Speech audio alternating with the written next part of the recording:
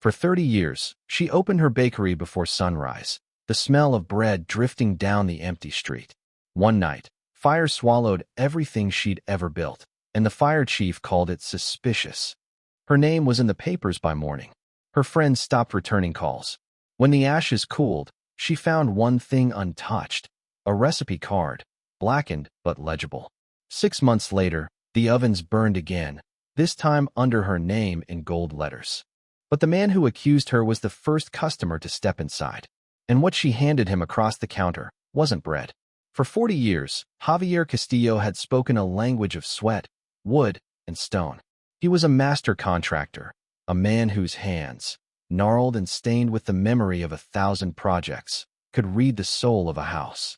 He could tell the age of a support beam by its scent, diagnose a foundation's flaw by a hairline crack invisible to any other eye. He had come to this country from Mexico with nothing but a toolbox and a relentless work ethic, and had built a small, respected construction business on a foundation of pure, unshakable integrity. His work was his bond. His reputation was his temple. At 62, he was nearing the end of his career, planning to pass the business to his American-born son, Mateo. He had one last big project to complete, a final masterpiece that would serve as his legacy and secure his family's future: a full, gut renovation of a historic mansion in the city's most exclusive, old-money neighborhood. The homeowner was a man named Alastair Finch, a third-generation finance mogul who had inherited a fortune he had never worked a day in his life to earn. He was a man who moved through the world with the bored, effortless arrogance of someone for whom money was not a tool, but an extension of his own will. He treated Javier not as a master craftsman, but as a serf, a nameless, faceless laborer whose only purpose was to realize his vision. Throughout the 6-month project, Finch was a constant, unnerving presence. He would walk through the bustling construction site in his pristine, hand-stitched Italian loafers, pointing out microscopic flaws in a newly plastered wall, demanding last-minute, impossible changes to the blueprints, and speaking to Javier and his crew in a tone of voice usually reserved for misbehaving dogs. Javier endured it all with a quiet, stoic patience. He was a professional. He had dealt with difficult clients before. The work was the only thing that mattered. And the work was beautiful. Javier poured his entire life's knowledge into that house. He restored the intricate, century-old woodwork by hand. He reinforced the foundation with a technique he had learned from his own grandfather. He turned a decaying, neglected relic into a breathtaking fusion of historic elegance and modern luxury. The project was completed on time and on budget, a minor miracle in the world of high-end construction. On the final day, Javier walked through the silent, perfect house with Finch, a quiet pride swelling in his chest. This was his testament. This was the work of his life. The final invoice was for $250,000, the last payment that covered the immense cost of materials and the salaries for his loyal, hard-working crew. A week passed. No payment. Javier called Finch's office. The secretary was polite but firm. "Mr. Finch is traveling. He will settle the account upon his return." Another week passed. Javier's own accounts were running dry. He had paid his suppliers and his men out of his own pocket, trusting in the contract he had signed. The calls to Finch's office became more frequent, more urgent. The answers became colder, more dismissive. Finally, after a month of silence, he found Finch at the property, directing a team of landscapers as if Javier didn't exist. Javier approached him, the unpaid invoice in his hand. "Mr. Finch," he began, his voice steady despite the anger simmering in his gut. "The final payment is now 30 days overdue. My men have families to feed." Finch turned to him slowly, a look of bored, theatrical surprise on his face. "The payment? Oh, that. There was a problem." He gestured vaguely at the magnificent, newly restored mansion. "The quality of the work. It's not up to my standards. The finish in the guest bathroom is uneven. I believe I saw a slight discoloration on the marble in the foyer. Frankly, I feel I have already overpaid for such shoddy craftsmanship." Javier stared at him, speechless. The accusations were not just lies. They were a profound, personal insult, a desecration of his life's work. "The work is perfect," Javier said, his voice a low, dangerous rumble. "You signed off on every stage. We have the documents." Finch let out a short, ugly laugh, a sound of pure, unadulterated contempt. Documents? You have paper. I have a team of lawyers who eat men like you for breakfast. You are a small, insignificant man, Mr. Castillo. You think you can fight me? Sue me, please. By the time this gets to court, your little business will be bankrupt and your family will be on the street. Now, get off my property. He turned his back, dismissing Javier as he would a fly, and began to instruct the gardeners on the precise placement of a rose bush. In that moment of profound, absolute injustice, standing in the shadow of the masterpiece he had built, Javier felt the full, crushing weight of a system that was designed to protect the powerful from the principled. He had been robbed in plain sight, and the man who had robbed him had just dared him to do something about it. Javier drove away from the mansion in his old, dinted work truck, his hands gripping the steering wheel so tightly his knuckles were white. The cool, arrogant cruelty of Alistair Finch's dismissal echoed in his mind. It wasn't just the theft of the money. It was the contempt, the casual, unthinking destruction of his honor. For 40 years, his name had been his most valuable asset, a synonym for quality and integrity in a trade filled with corner cutters and fly-by-nighters. In a single, 5-minute conversation, Finch had tried to turn that name to ash. That night, the Castillo family home, usually a place of warmth and boisterous laughter, was shrouded in a heavy, anxious silence. Javier sat at the head of the dining table, the unpaid invoice and the signed contract spread out before him like the relics of a lost cause. His wife, Maria, watched him, her face a mask of worry. His son, Mateo, a bright, intense 22-year-old in his second year of law school, read the documents, his expression growing darker with every page. "He can't do this," Mateo said, his voice a low, angry hum. "The contract is ironclad. You have the sign-offs for every phase. He doesn't have a legal leg to stand on." "He doesn't need one," Javier said, his voice heavy with a lifetime of hard-won experience. "He has money. He knows we can't afford to fight him. His lawyers will drown us in motions, in delays. It would take years. By then, the business will be gone. Our savings will be gone. Everything." It was the classic rich man's strategy, not to win in court, but to win by attrition, to bankrupt the righteous until they could no longer afford to fight for the truth. They were trapped. To sue would be to commit financial suicide. To do nothing would be to accept the theft and the humiliation, to let Finch win. For a week, Javier was a ghost. He went through the motions of running his small business, but the fire in his eyes was gone. He was forced to lay off 2 of his most loyal men, an act that felt like a physical amputation. He saw the fear in his wife's eyes, the quiet desperation as she reviewed their dwindling bank accounts. The injustice of it was a slow-acting poison, sickening him from the inside out. He had played by the rules his entire life, and the rules had failed him. It was Mateo who refused to surrender. While Javier saw a dead end, Mateo saw a puzzle, a complex legal problem that had to have a solution. He spent every waking hour outside of his classes in the university's law library, not studying for his exams, but hunting. He was not yet a lawyer, but he had a lawyer's mind, methodical, relentless, and driven by a cold, righteous anger. He ignored the high-profile, expensive routes of corporate litigation. He knew they couldn't fight Finch on his own turf. He had to find a different battlefield. He began digging into the obscure, forgotten corners of property and construction law, the dusty, unglamorous statutes that had been on the books for centuries. He found the weapon he was looking for in a dusty, leather-bound volume on the history of trade guilds. It was an ancient, powerful, and almost forgotten legal tool called a mechanic's lien. It was a law designed centuries ago to protect craftsmen from exactly this kind of aristocratic theft. It was simple, brutal, and beautiful in its logic. It stipulated that if a contractor, laborer, or supplier was not paid for work or materials that improved a property, they could place a legal claim, a lien, directly against the property itself. The lien was a cloud on the title, a legal stain that made it impossible for the owner to sell, refinance, or transfer the property until the debt was paid in full.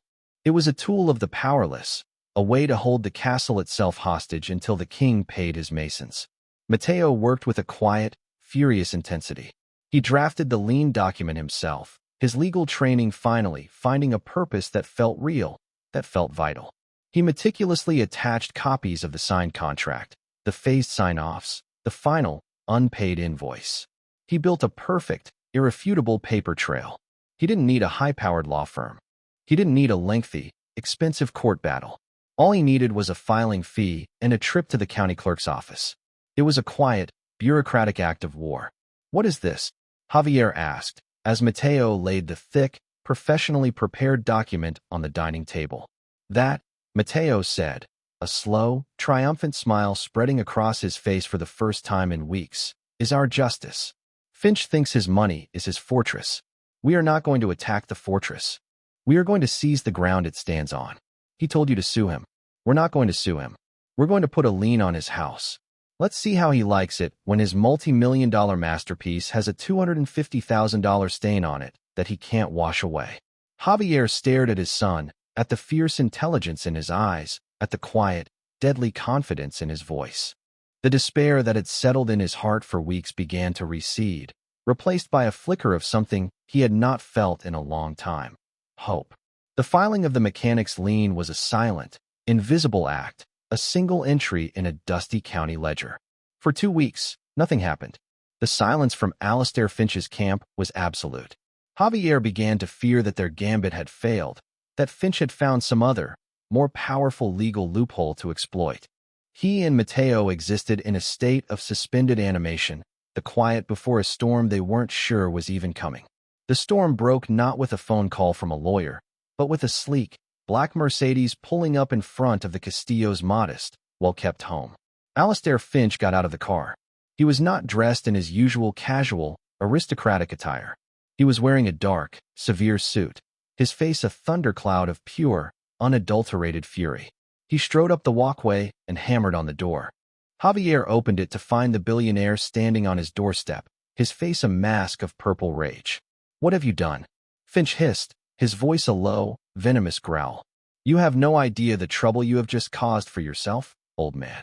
Javier, standing in the doorway of the home he had built with his own 2 hands, felt no fear. He felt only a cold, hard calm. "I did what you told me to do," he said, his voice even. "I am protecting my work. Now, get off my property." The reversal of Finch's own words, delivered with such quiet, unshakable dignity, seemed to stun the billionaire into a momentary silence. Finch's problem, as Mateo had predicted, was not just about the money. He was in the final stages of a massive corporate merger, a deal that required him to leverage his personal assets, including the newly renovated mansion, as collateral. The lien, that insignificant $250,000 stain, had shown up on the title search like a red flag on a balance sheet. The banks had frozen the deal. His entire, multi-billion-dollar empire was being held hostage by a piece of paper filed by a law student. Finch's tone shifted from rage to a kind of venomous negotiation. "This is a shakedown," he spat. "Fine. You want your money? I will pay you. I will pay you the $250, and you will remove this parasitic attachment to my property. Now." It was Javier's turn to smile, a slow, grim, and deeply satisfying smile. "No," he said quietly. Mateo had prepared him for this moment. "The contract you signed specifies a penalty for late payment. 30 days late. The penalty is 100% of the outstanding balance. And there are the legal fees for filing the lien. And there is the matter of the damages to my company's reputation and the wages for the men I had to lay off. The new amount to remove the lien is not $250,000. It is $750,000. Triple the original amount. My son, the lawyer, will be sending your lawyers the new invoice this afternoon." Finch stared at him, his mouth slightly agape, his face a mask of pure, unadulterated disbelief. He, Alastair Finch, was being outmaneuvered, outnegotiated, by a simple contractor and his upstart son. The sheer, magnificent injustice of it, from his perspective, was breathtaking. He was trapped. To fight the lien in court would take months, by which time his merger would have collapsed, a failure that would cost him hundreds of millions. To pay was to surrender, to admit that he had been beaten.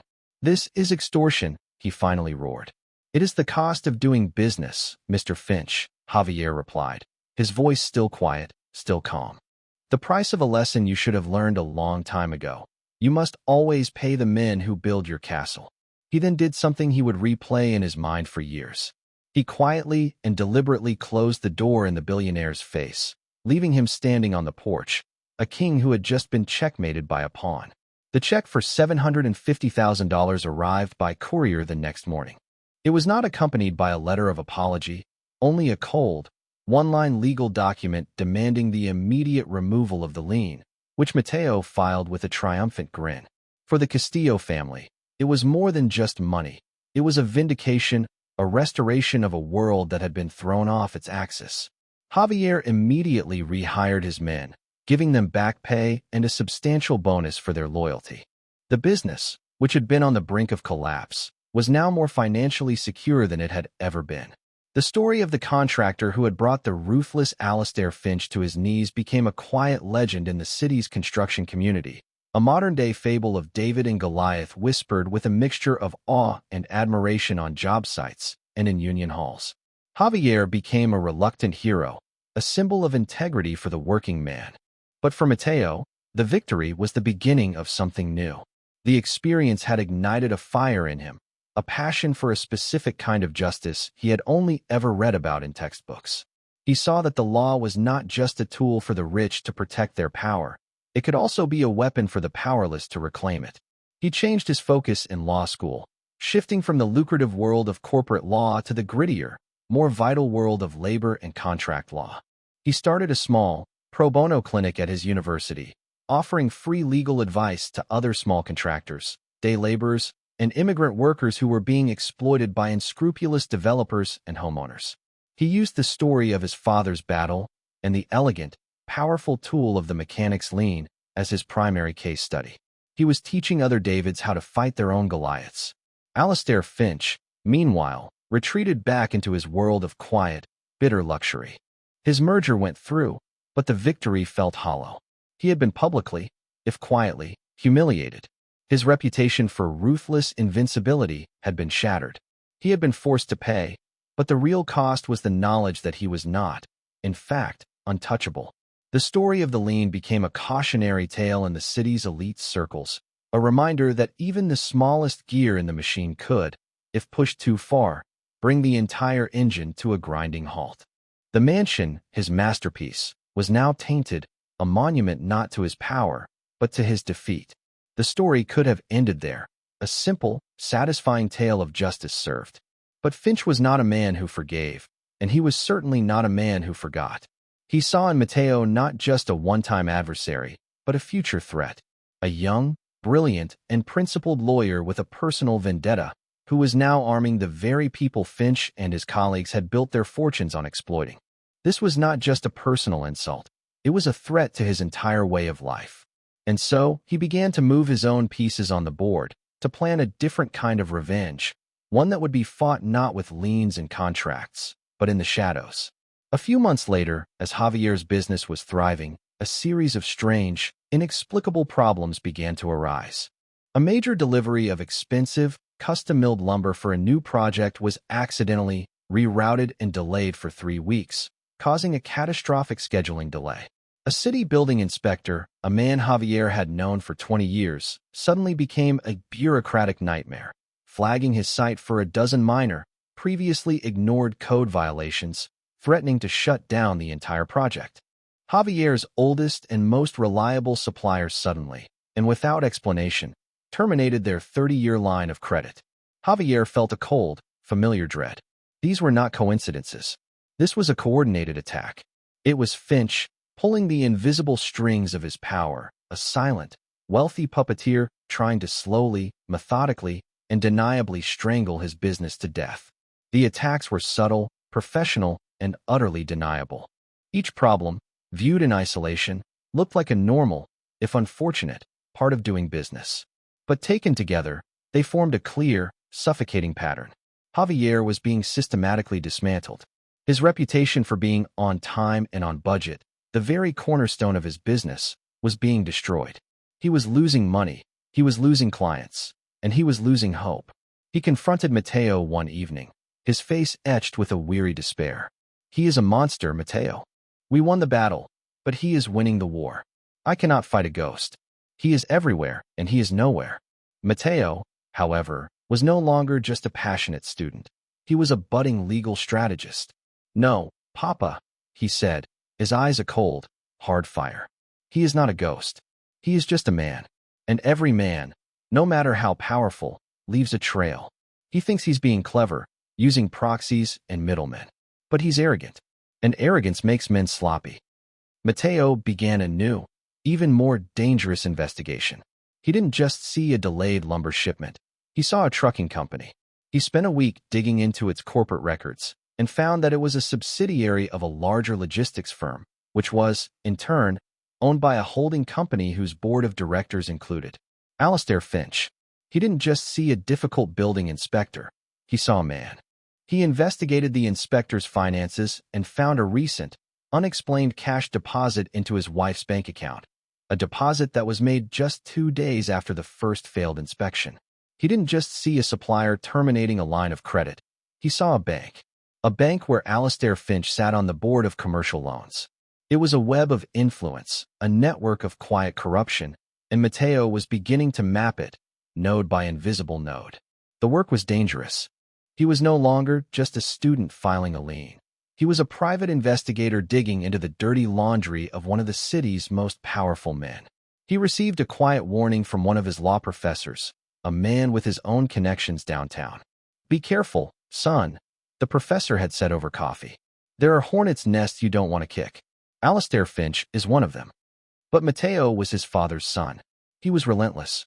The final piece of evidence came from a source he never expected. One of the other contractors who had been exploited by Finch, a man who had heard the story of Javier's victory and had come to Mateo's pro bono clinic for help, had a story. He had been forced to do a side job at Finch's mansion, installing a high-end, off-the-books security system. As part of the job, he had been given access to the home's network server. And on that server, he had seen something he wasn't supposed to see, a folder of audio files, recordings of every phone call made from the mansion's landline. It was the paranoid act of a man who trusted no one.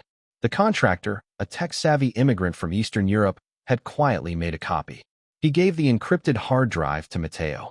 "This man is a snake," the contractor had said, "and a snake's own venom is the best antidote."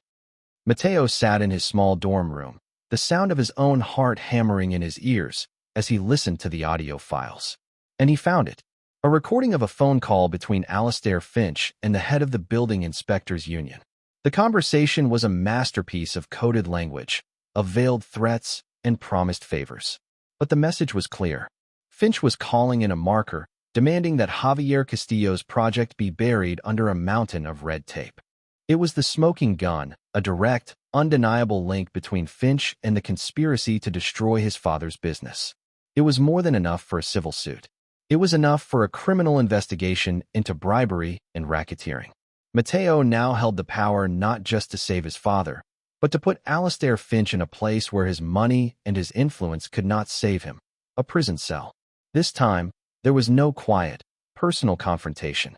Mateo took the hard drive and his entire, meticulously compiled dossier of evidence not to a county clerk, but to the one place in the city that Alastair Finch could not control, the United States Attorney's Office. He met with a federal prosecutor, a woman with a reputation for being an incorruptible bulldog, and laid out the entire story, from the initial, fraudulent invoice to the web of corruption and the final, damning audio recording.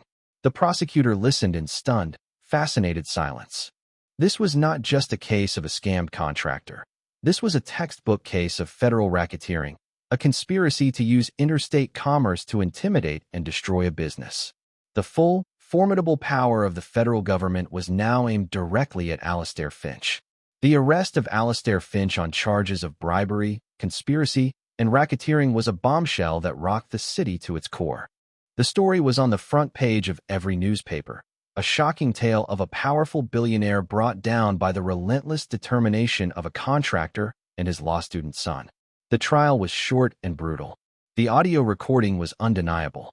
Finch's network of influence shattered, his powerful friends running for cover. He was convicted and sentenced to 10 years in federal prison. His empire, built on a foundation of arrogance and contempt, had crumbled to dust. Javier Castillo got his business back. With the pressure from the corrupt inspector and suppliers gone, He was able to complete his projects, his reputation for integrity now stronger than ever. But he did not finish his career as planned. His son's victory had inspired him. He and Matteo used a portion of the original settlement money and the new influx of business to expand Matteo's legal clinic. They founded the Castillo Justice Project, a nonprofit dedicated to providing top-tier legal representation for small, family-run, and minority-owned businesses in their fights against powerful corporate interests. Javier, with his 40 years of industry experience, served as the lead investigator, the man who could read a contract and a construction site like a book. Matteo, who graduated at the top of his class, was the lead litigator, the man who could turn that knowledge into a weapon. One evening, a year after Finch's conviction, Javier and Matteo stood on the balcony of their new, larger office, looking out at the glittering city skyline. They had just won a major case for a group of immigrant welders who had been cheated out of their wages by a massive development corporation. "You know," Javier said, a quiet, proud smile on his face, "I spent my whole life building houses. But this, what we are building here, this feels stronger. This feels like it will last forever." Matteo looked at his father, at the man whose simple, unshakable integrity had been the foundation for it all. "That's because we're not just building with stone and wood anymore, Papa," he said. "We're building with justice." The small contractor and his son had not just won their own battle. They had forged a new legacy, a testament to the fact that the law, in the right hands, could still be a tool not for the powerful, but for the just.